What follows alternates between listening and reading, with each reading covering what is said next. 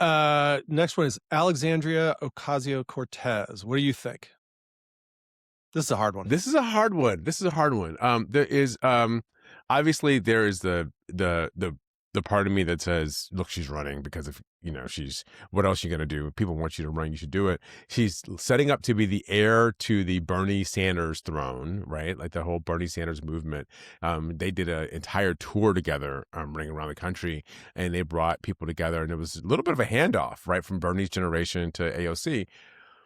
But, if she runs for president, there's a point where she can't run for Congress again. And so the question becomes, does she want, if it looks like it's not going to happen, right? She's not going to have a real shot at it. Does she choose to not run for Congress and not have a job if it doesn't work out? That might be the breaking point where she decides, you know what, I'm going to go back and be the lion of the house. Yeah, I mean, she could certainly be considered for House leadership in the next couple of years. I mean, maybe even Speaker of the House at some point. I mean, she's also got a shot at Chuck Schumer's Senate seat. There's talk about that. So I think her figuring out kind of what the best path forward is will be really interesting to see. I think probably she's going to say no if I had to be on the record. And also, she's super young, so like she doesn't have to run this time.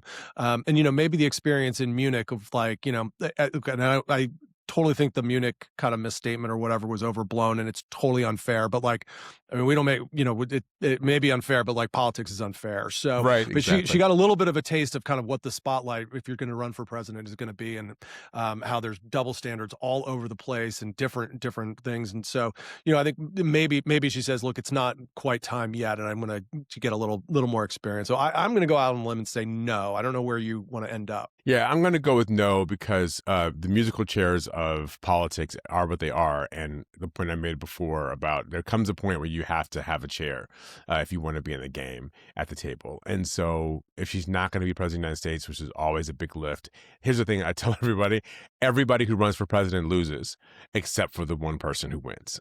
Yeah, that's very true. It's Right. very true.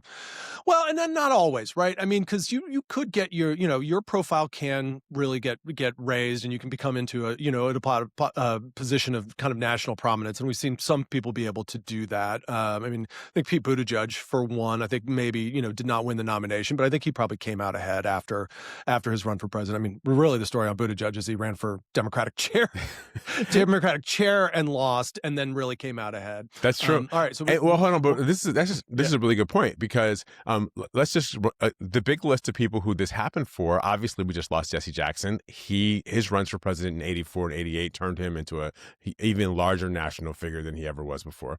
Al Sharpton, when he ran in 2004, remember Al Sharpton by most of the national media he did not have a positive reputation, but he ran a pretty positive campaign and was a constructive force in that campaign, and he ended up becoming the Al Sharpton we know today, which started in that 2004 campaign.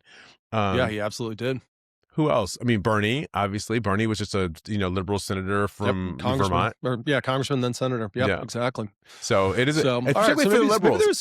Particularly for the liberals, I do think there's a question of do you become kind of the progressive voice, and it might be it establishes people as a bigger progressive voice. I can't really name. I don't think any kind of moderate centrist types that ran for president and lost and really became larger than life figures, but maybe I'm just blanking on it right now. Yeah, we'll think about that. We can come back next week and talk about it.